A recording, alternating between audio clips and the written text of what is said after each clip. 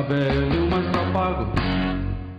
Olá, caros amigos, está no ar o programa Direção Retrô, como sempre, trazendo o passado de presente. E como eu estava dizendo agora há pouco aqui no estúdio, unindo o passado ao presente, porque agora nós temos também uma pitadinha de carros atuais. Muito bem, esta semana nós estivemos com o senhor René, ele é apaixonado por DKV, pelos motores dois tempos. Ele vai falar um pouquinho da sua história, da história da sua família, que já está ligado a essa marca desde a época da São Paulo Antiga, há muitos anos. Muito bem, e o Santa Matilde, você lembra do Santa Matilde? Você conheceu o Santa Matilde? Nós vamos fazer um videozinho, nós vamos relembrar rapidamente aqui o veículo Santa Matilde, que é um veículo genuinamente nacional. Muito bem, aí sim, agora com a participação de Ernesto Zenon, que vai mostrar aqui o test drive do Renegade Moab Diesel. Então, fica ligado. Mais adiante, nós estivemos com Pedro Salvi e voltamos ao passado de novo. Mostramos a entrevista de Pedro Salvi falando sobre a sua Rural. E lá no fundo do baú, André Bellarmino. Pois é, você sabe como que está essa transação do compra e venda digital? Não sabe? Está desatualizado? Então vai ficar atualizado com André Bellarmino, ok? Muito bem, agora sim, René, já falei demais, roda esta entrevista com o senhor René, que é apaixonado por DKV. Bom dia, meu nome é René Witzke, eu sou engenheiro mecânico e hoje a gente vai falar um pouco sobre DKV, que é um dos meus assuntos prediletos. DKV está na história da minha família há muitos anos. Meu avô trabalhou numa empresa em São Paulo nos anos 30, chamada Bremenses, que representava a Auto Union no Brasil. Então eles vendiam os carros das 4 marcas da Auto Union, que eram a Audi, Horsch, DKV e Wanderer, além de vender motocicletas DKV também. Então desde os anos 30, minha família está envolvida no assunto de DKV, né? Alguns anos depois, ele teve um próprio negócio, né, que foi a Oficina Frederico, que já em 1954, e fazendo a manutenção de DKVs na cidade de São Paulo. Foi uma das primeiras oficinas autorizadas DKV em São Paulo. Quem tinha DKV em São Paulo, muito provavelmente conheceu o meu avô, né? Essa oficina, ela funcionou atendendo DKVs até o fim dos DKVs no Brasil, né, da produção, que foi em 67, e depois ficou cuidando do parque de carros que tinha em São Paulo, até eles acabarem praticamente e virando automóveis de coleção, né?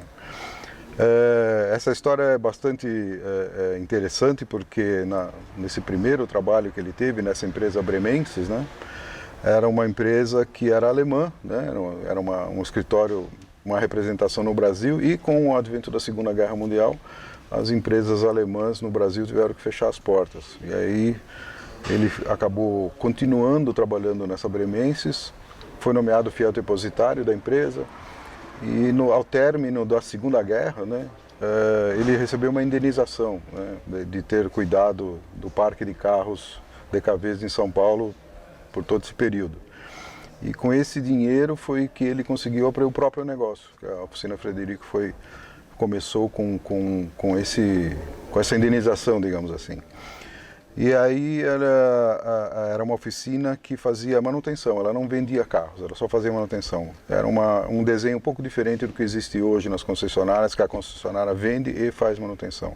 Naquela época existiam empresas que vendiam os carros, mas não faziam manutenção. Então a Oficina Frederico fazia manutenção para carros vendidos até em outras empresas, né? E, bom, depois a outra história interessante é desse carro aqui que eu estou sentado aqui, né? Esse carro tem uma história bastante peculiar. Ele é um DKV Coupé 1957, modelo Sonderklasse Luxus Coupé. Esse carro, a gente conhece a história dele desde zero, né? Esse carro pertencia a uma pessoa que veio para o Brasil no início da Avemag. A Avemag começou a produzir os DKVs no Brasil em 56. E veio uma pessoa da Alemanha, chamada Hubert Brandt, e essa pessoa ficou um tempo no Brasil assessorando a Wemag na área de qualidade. E ele tinha esse carro aqui, esse era o carro de uso dele lá. E como era um carro bastante diferente dos DKVs que se fabricavam na época, ele chamava muita atenção, né?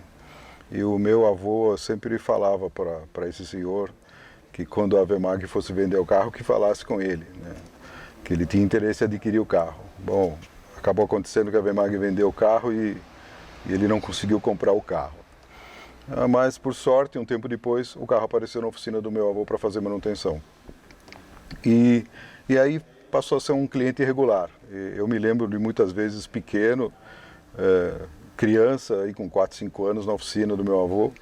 Eu entrava no carro dos clientes e eu sempre via esse carro parado lá como um carro bem diferente pelo fato de ser 2 portas, né? E aí o que aconteceu? Os anos se passaram, o carro sumiu, a gente não teve mais notícias do carro. E quando eu estava com 17 anos, meu pai falou assim, precisamos arrumar um carro para você, né? O ideal seria achar aquele carro que era do Brandt, né? E aí falou, mas como é que nós vamos achar esse carro, né? Aí o meu tio na época lembrou que o dono ele tinha uma vinícola que fornecia vinhos para o Mosteiro de São Bento em São Paulo. Então quem sabe o pessoal do Mosteiro de São Bento saiba dizer se ainda compram desse cliente, né? E por sorte obtivemos essa informação. Isso nós estamos falando do ano 1975. E fomos até Vinhedo, onde essa pessoa ainda tinha a vinícola e, por coincidência, o carro estava lá ainda, né? Ele de idade e sem filhos, acabou vendendo o carro para a gente. Então esse carro foi comprado pela gente no final de 75. E aí desde então esse carro está comigo. Ele tem algumas coisas bem peculiares, né, comparado com os DKVs nacionais. Era um modelo de luxo, tinha um acabamento bem aprimorado, com bastante frisos, muito bonito. Ele tinha um sistema de ar quente e ar fresco, que não saía nos carros brasileiros. Ele é um coupé sem coluna, então você abre as janelas traseiras, né? Além de ser, ele é mais curto do que o DKV de 4 portas, ele é mais leve também. E nessa época, não foi o único carro desse que veio para o Brasil, vieram mais alguns, ele tem uns irmãos, mas infelizmente eles, pelo fato de serem mais leves do que os outros, quase todos eles viraram carros de corrida e se perderam. Então hoje existem muito poucos desses carros no Brasil, né? E passou a ser meu carro de uso. Eu não sou um colecionador, eu só tenho esse carro antigo. E passou a ser meu carro de uso diário, sempre me atendeu muito bem, né? E hoje é um carro que chama bastante atenção. E outra peculiaridade que ele tem também, ele tem uma embreagem semiautomática, ele não tem o pedal da embreagem, né? Então você, para passar as marchas, você só põe a mão na alavanca, engata a marcha, passa as marchas sem ter que pisar na embreagem, nem tem o pedal da embreagem. Esse sistema chama saxomato, que é uma peculiaridade desse carro aqui.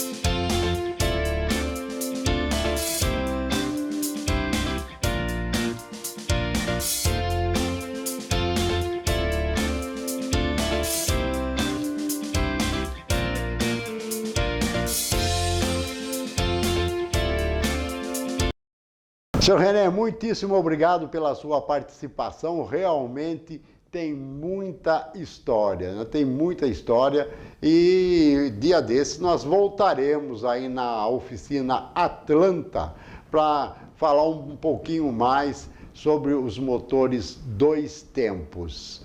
Muito bem, agora eu vou dizer para você que gosta de automóvel, seja ele antigo ou moderno, moto, cuide bem da sua máquina. Em matéria de proteção, a Valdir Capas dá um show. Confecciona capas com material de altíssima qualidade.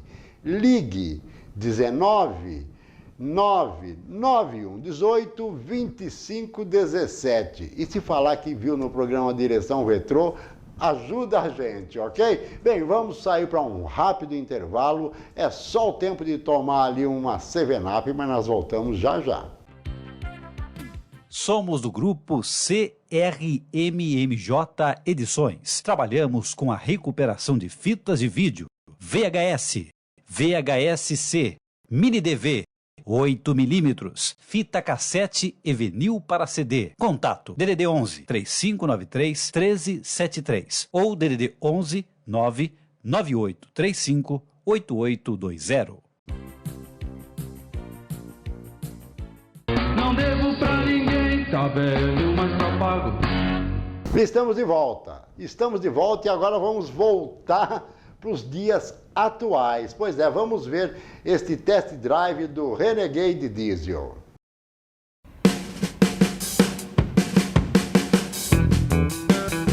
Olá, tudo bem, gente? Estamos aqui para mais uma avaliação do Carro Express Guarulhos Web.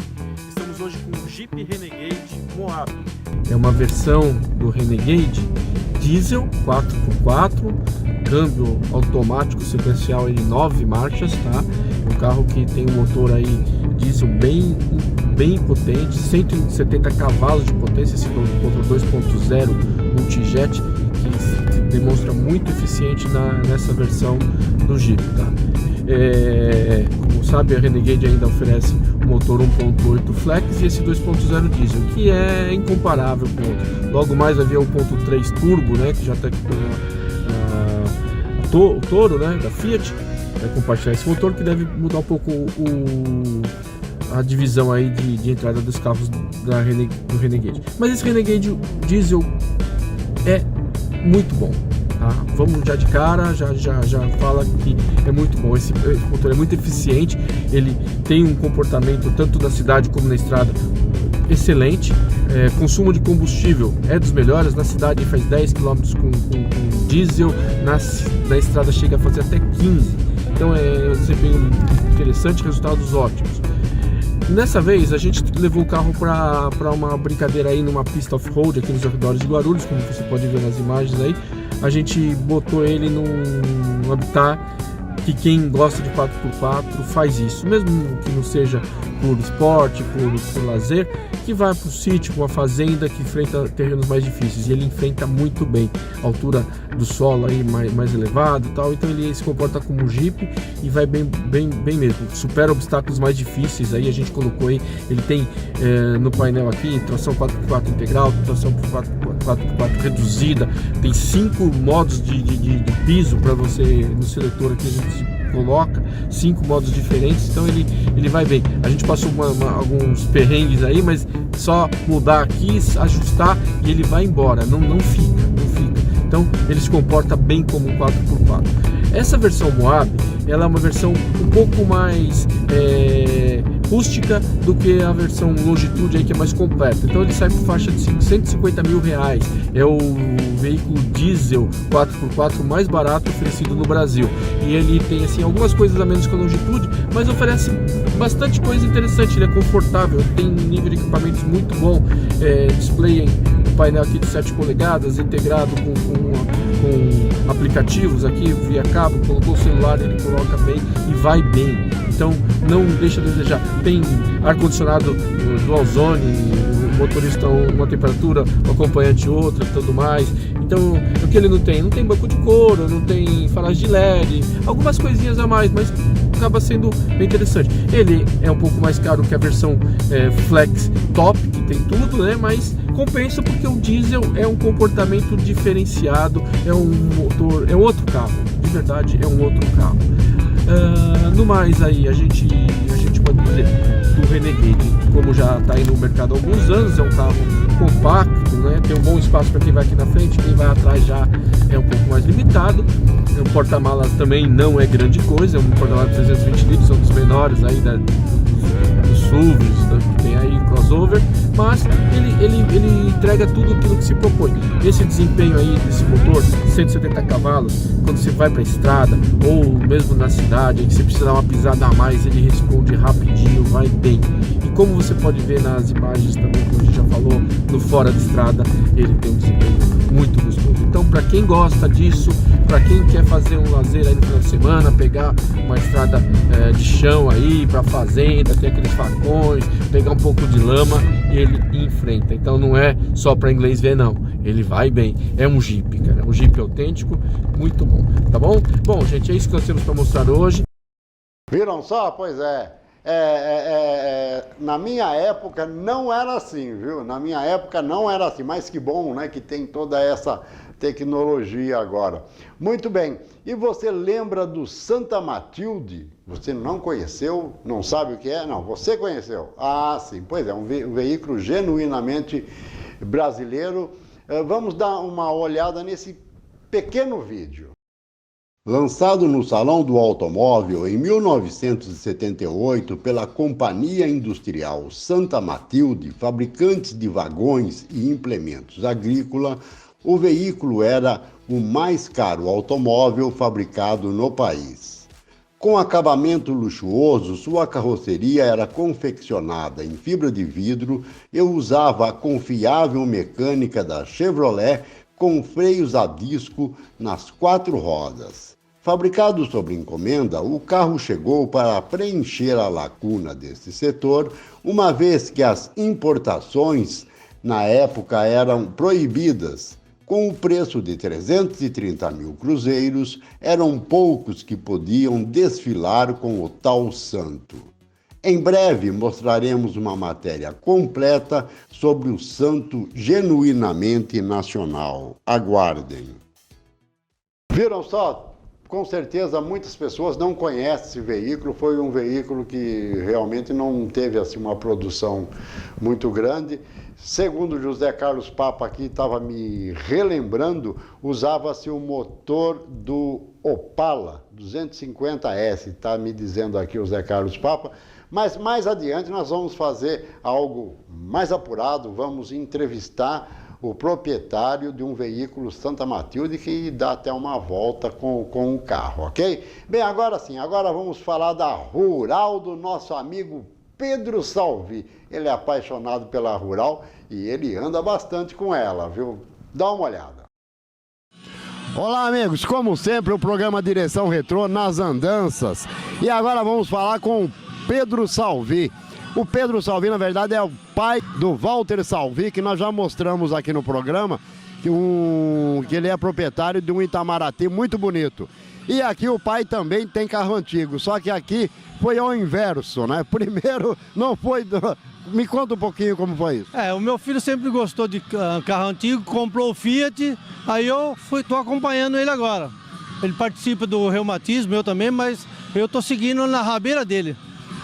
Então não foi, quando ele comprou, o seu filho comprou um carro antigo, não foi aquele negócio não, né?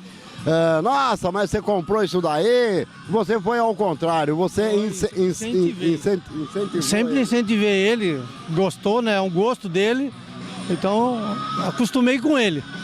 Aí depois foi que você vendo o seu filho gostando dos automóveis antigos, foi meio que, digamos assim, contagiando você? Foi aí que eu acostumei, né? E acabei comprando um pra mim também, comprando a Rural. Agora me fala um pouquinho, por que você comprou a Rural? Era alguma coisa de infância, alguma lembrança? Não, é que eu gosto de carro alto.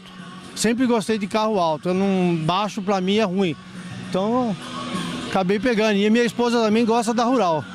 Bom, essa Rural é ano... 68. 68. Me diz uma coisa, você já comprou ela assim toda bonitona, toda lustrada, ou isso daí foi você que fez, você restaurou? Não, eu comprei desse jeito. A única que a gente trocou foi as rodas, porque era a roda de F1000. O resto ela veio desse jeito. Ah, então você já comprou a Ruralzinha prontinha. Prontinho. Ou seja, só para dar uma lavadinha e passear. Só para lavar e passear. Não é para dar muito trabalho, não. E você costuma andar muito com essa Rural? Todos os eventos a gente vai andando. Lindóia, Vinhedo, Poços de Calda, Guararema. todos andando. O carro não vai em guincho, não. Pois é, pessoal, eu até perguntei se ele costuma andar muito, porque eu sei que anda. Ele está do Reumatismo Car Club. E o Reumatismo Car Club realmente põe na estrada, né? Todos os carros nossos nós vamos para a estrada. Muito bacana, viu? Muito bacana mesmo. Então, vocês viram aí nas imagens que a Rural é perfeita, né? Perfeito, ela tá original. Roda, pneu, estofamento dela, é tudo perfeitinho e funciona tudo. Tá bom, muito obrigado, viu? Muito obrigado mesmo. Vamos voltando ao estúdio. O programa Direção Retrô é isso, sempre nas andanças, mostrando o antigo mobilismo. Muito obrigado, Pedro Salvi. Muito obrigado mesmo pela sua participação. Bela Rural, hein? Bela Rural mesmo. Bem, vamos deixando abraços, pois é, vamos distribuindo abraços aqui aos nossos amigos. Sinta-se abraçado em Henrique Estrada, da Rádio Ônibus, que muito colabora com o programa Direção Retrô, ao Benê, que também nos assiste em São Paulo, ao Wagner, pois é, o Wagner do site Extra Clássico. Visita, é um site de vendas de veículos antigos. Também ao Marcelo da TV Nova TV Agrotour. Ok? Nós vamos sair para um rápido intervalo, vamos ali calibrar o pneu, mas a gente volta já já. Cuide bem de sua máquina, antiga ou moderna. Em matéria de proteção, a Valdir Capas dá um show. Há mais de 10 anos no ramo, dando suporte a colecionadores e amantes de autos e motos. Com mais de 600 modelagens, oferecemos proteção para áreas internas e externas. Ligue 19 991 18 25 17. Não devo pra ninguém, tá velho, mas tá pago. Estamos de volta e agora com o André Bellarmino. Você está bem informado sobre a compra e venda digital? Não está? Então o André vai deixar você muito bem informado. Roda, René.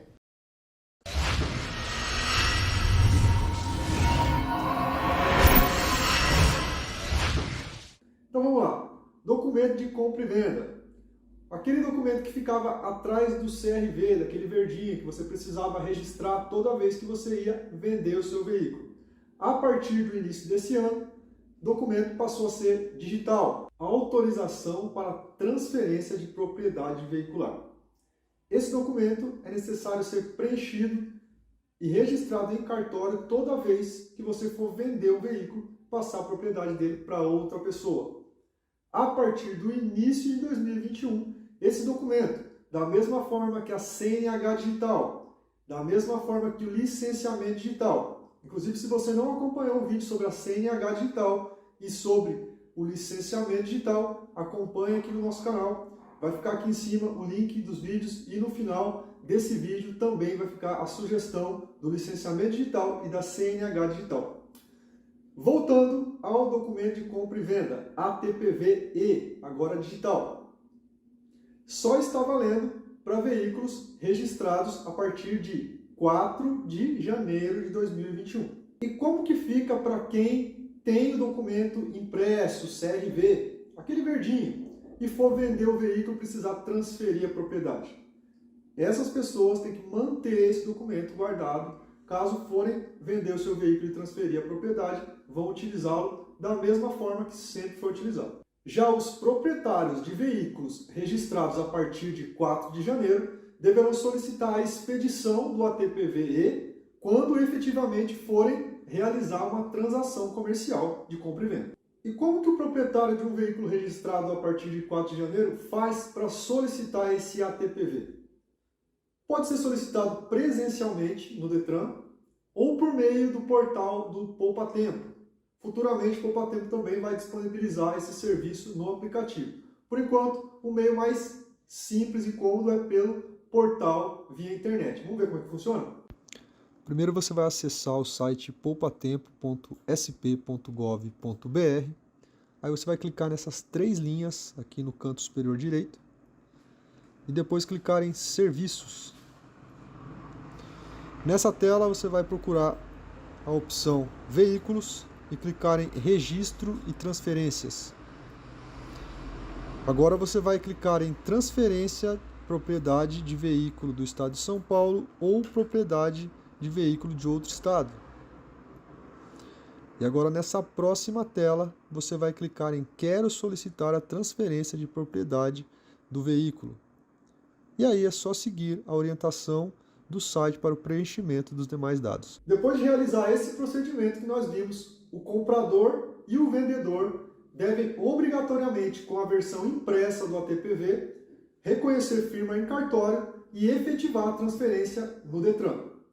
Olha, é importante lembrar que se não transferir o veículo no prazo de 30 dias, configura infração grave. O valor da multa é de R$ 195,23, mais 5 pontos na CNH. Pessoal, com esse vídeo encerramos a série dos documentos digitais. Mas se houver alguma novidade, a gente volta a falar do assunto. Caro André, mais uma vez eu agradeço pela sua participação, muito obrigado. Tenho certeza que deixou as pessoas muito bem informadas. Aliás, os vídeos do André são bem esclarecedores. Renê, está chegando a hora da gente ir embora? Muito bem, então está chegando a hora de soltar o maneco.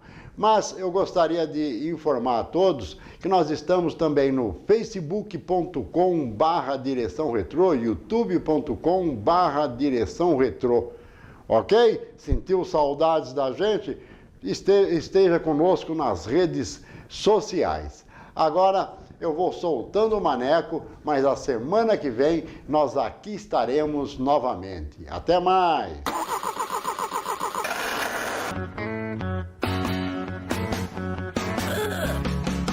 Meu carro é antigo e é um problema. Todo mundo olha assustado. Não devo pra ninguém, tá velho, mas tá pago.